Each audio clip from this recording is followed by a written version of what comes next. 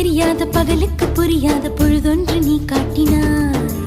இதயத்தில் நீ இருப்பதனால் நான் தூங்கும் நேரத்தில் என்னுள்ளே தூங்காமல் நெஞ்சுக்குள் வாயாடினாய். கண்ணாடி நீ கடிகாரம் நான் உன்னுள்ளே ஓடோடி வாழ்வே. காதல் எனும் கடுதாசி நீ என்றென்றும் அன்புடன் நான்